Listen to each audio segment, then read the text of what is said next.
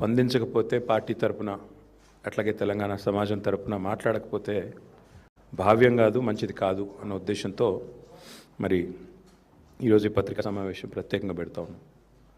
పెద్దలు వేమన గారు ఎప్పుడో చెప్పినారు, అల్పుడెప్పుడు పలుకు ఆడంబరముగాను సజ్జనుండు పలుకు చల్లగాను కంచు మోగినట్లు కనకంబు మోగున విశ్వదాభిరామ వినుర వేమ. అంటే ఎప్పుడో ఈరోజు కాదు, చరిత్రలో మీరు ఎన్ని చూసినా ఒకటి వాస్తవం, ఎప్పుడైనా సరే చెల్లని నాణానికి చెల్లని రూపాయికి గీతలు ఎక్కువ అన్నట్టు పనిచేయడం చేతగానోళ్ళే ఎక్కువ మాట్లాడతారు, చాలా చిల్లరగా మాట్లాడతారు. అది ఇవాళ మన కర్మ కొద్దీ ఇక్కడ కనబడతా ఉంది తెలంగాణలో. ఒక అల్పుడు, నేను అల్పుడు అంటుంటే మళ్ళీ వేరే అనుకోకండి, వేమన్న గారు చెప్పిందే చెప్తున్నాం.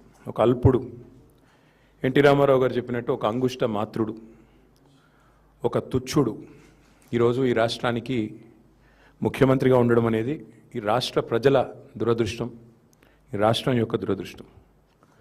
కానీ ఎంతటి అల్పుడైనా ఎంతటి తుచ్చుడైనా నిజానికి నేను దరిద్రుణ్ణి అని మెడలో బోర్డు వేసుకుని తిరగడు.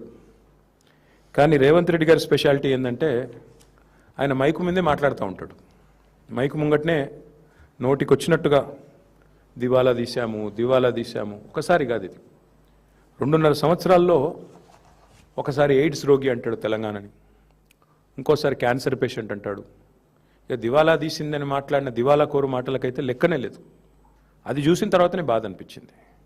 వాస్తవం ఏంటంటే ఇంతటి భావదారిద్ర్యం, ఇంటలెక్చువల్ బ్యాంక్రప్ట్సీ బహుశా దేశ చరిత్రలో ఏ ముఖ్యమంత్రిలో కూడా ఎన్నడూ చూసి ఉండం. అయ్యా, మీరు మీ అదృష్టం బాగుంది, జాక్పాట్ కొట్టారు, ప్రజలు మార్పు అని మీరు చెప్పిన డైలాగులు విశ్వసించారు, మీకు అవకాశం ఇచ్చారు. 50% మీ పరిపాలన 30 నెలలు అయిపోయింది. 50% మీకు ఇచ్చిన అవకాశం అయిపోయింది. ఇప్పటికైనా 4 మంచి మాటలు, మీ ప్రభుత్వంలో మీరు ఏం చేశారో, ప్రజలకు మీరు ఇచ్చిన హామీల్లో ఎన్ని నెరవేర్చారో, లేదైనా ఒక జిల్లాకి పోతే ఆ జిల్లాకు మీరు చేసిన అభివృద్ధి, మీ వల్ల జరిగిన మంచి పనులు అవి చెప్తారేమో అని చూస్తాం. కానీ ఇంత ఇంటెలెక్చువల్ బ్యాంక్రప్ట్నెస్, ఇంత భావదారిద్ర్యం, రాజకీయ భావదారిద్ర్యం, ఇంత విచిత్రమైన పరిస్థితి బహుశా భారతదేశంలో ఏ రాష్ట్రంలో ఏ నాయకుడు, ఎంతోమందిని చూసాం, ముఖ్యమంత్రుల్ని, ప్రధానమంత్రుల్ని, కానీ ఎవరిలో ఇంతటి భావదారిద్ర్యం ఏమైతే చూడలేదు.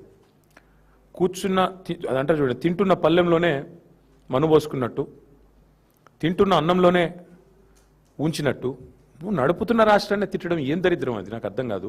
నీవే కదా ప్రభుత్వానికి అధినేత, నువ్వు రాష్ట్రానికి ముఖ్యమంత్రి నువ్వు. సరే, ఇంకా ఎన్ని రోజులు ఆ విషయం చెప్పే పని మాకైతే అర్థం కావట్లేదు.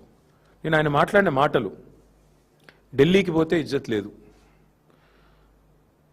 ఆయనే చెప్తాడు ఢిల్లీకి పోతే అక్కడ గౌరవం లేదు, ఇజ్జత్ లేదు అని. మరి 72 సార్లు ఎందుకు పోతున్నావు? ఏ ముఖ్యమంత్రి ఇంతవరకు సాధించిన రికార్డు నువ్వే సృష్టించినావు. 30 నెలల్లో 72 సార్లు అంటే సగటున నెలకు కనీసం 2.5 సార్లు ఢిల్లీకి పోతా ఉన్నావు. ఎవరు రమ్మంటున్నారు నేను? మరడా ఎందుకు పోతున్నావు? ఢిల్లీలో ఇజ్జత్ లేకపోతే ఎందుకు పోతున్నావు అని అడుగుతా ఉన్నా. వాస్తవానికి నిన్న రేవంత్ రెడ్డి గారు ఎన్ని చెప్పినా ఒకటి వాస్తవం. నా తెలంగాణ కోటి రతనాల వీణ అని దాశరథి గారు ఏదైతే ఆనాడు నిజామాబాద్ జైలు గోడల మీద రాశారో, అలాంటి తెలంగాణ కోటి రతనాల వీణ మాత్రమే కాదు, ఇప్పుడే మా శ్రీనివాస్ యాదవ్ గారు చూపెడుతున్నారు, 1 కోటి ఎకరాల మాగాణం అని చెప్పి రుజువు చేసింది కేసీఆర్ గారి నాయకత్వం. దానికి సాక్ష్యం ఇది. నేనేది ముఖ్యమంత్రి గారి లాగా నోరేసుకొని ఊరికైనా లెక్కలు లేకుండా పత్రాలు లేకుండా మాట్లాడలేదు. This is statistics from government. Telangana Markfed నుంచి, తెలంగాణ ప్రభుత్వ వెబ్సైట్ నుంచే తీసుకుని, directorate of economics and statistics మీరు చూడొచ్చు.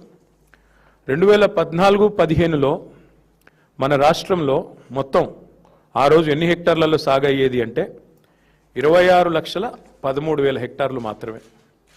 14-15 అంటే తెలంగాణ వచ్చిన రోజు, కేసీఆర్ గారు గద్దెనెక్కిన రోజు. కేసీఆర్ గారు గద్దె దిగిన రోజు 2023-24 59.89 లక్షల హెక్టార్లు. అంటే 1 కోటి ఎకరాల మాగాణం పెరిగింది కేసీఆర్ గారి పరిపాలనలో. 1 కోటి ఎకరాలు అదనంగా సాగులోకి వచ్చిన మాట వాస్తవం. ఇక దానికి ప్రతిఫలంగా ఏముంటుంది మీకు? సహజంగా పంటల ఉత్పత్తి ఎంత పెరిగింది చూడొచ్చు. ఇదంతా అఫీషియల్ స్టాటిస్టిక్స్. తెలంగాణ వచ్చినాడు, కేసీఆర్ ప్రభుత్వం వచ్చినాడు, ఆ రోజు కేవలం 24,29,000 మెట్రిక్ టన్నులు ఆ రోజుల్లో, ఇది మార్క్ఫెడ్ ఇది లెక్క. మరి ఆ రోజు ఉత్పత్తి అవుతే దిగిపోయినాడు ఎంత, మళ్ళీ మోర్ దెన్ డబల్. ఇవన్నీ కూడా మీకు ఇస్తాను, చూసుకోవచ్చు. సీజన్ వైజ్ ఎంత పెరిగింది, సాగు ఎంత విస్తీర్ణం జరిగింది, ఎంత పెరిగింది, పంటల ఉత్పత్తి ఎట్లా పెరిగింది, ఇవన్నీ లెక్కలతో సహా మాట్లాడతాం. పరిస్థితి ఇట్లా ఉంటే రేవంత్ రెడ్డి గారు మరి ఎందుకు ఇట్లా మాట్లాడుతున్నారు, ఎందుకు పదే పదే పదే పదే తెలంగాణ రాష్ట్రాన్ని అవమానిస్తున్నారు మాకు అర్థం కావట్లేదు. అసలు ఢిల్లీకి ఎవరు రమ్మన్నారు నిన్ను, ఎవరు బతిమలాడుతున్నారు ఢిల్లీకి రానాయనా నిన్ను? ఇక్కడే ఉండు, 2.5 ఏళ్ళు ఇక్కడే ఉండి పరిపాలించు. ఆ మూటలు మోయకుండా, లుచ్చా మాటలు మాట్లాడకుండా మాట్లాడు, మంచి మాటలు మాట్లాడి 1,000 కోట్ల రూపాయలు ఢిల్లీలో సమర్పించుకోకుండా ఇక్కడే ఉండి మాట్లాడు. ఇంకా చండాలమైన మాట, తెలంగాణ వాళ్ళు అనగానే అసహించుకుంటున్నట ఆయన అంటున్నాడు. నిన్న తెలంగాణ వాళ్ళు అనగానే అసహించుకుంటున్నారు. అసహించుకునేది నువ్వు చేసిన దివాలాకోరు రాజకీయం, నువ్వు చేసిన వెధవ పనులు, ఓటుకు నోటు కేసులో దొరికిపోయిన విధానం, ఇవన్నీ నేను చూడగానే గుర్తొస్తున్నాయి. దొంగను చూసినట్టు చూస్తున్నారు. అవును, చూస్తారు, దొంగను దొంగలాగానే చూస్తారు, ఇంకోలాగా చూడరు. దొరను దొరలాగానే చూస్తారు, దొంగను దొంగలాగానే చూస్తారు. That is the world. ఇవాళ వాస్తవం ఏంటి అంటే తెలంగాణను చూసి ముక్కున వేలేసుకుంటున్నారు, తెలంగాణను చూసి ఆశ్చర్యపోతున్నారు.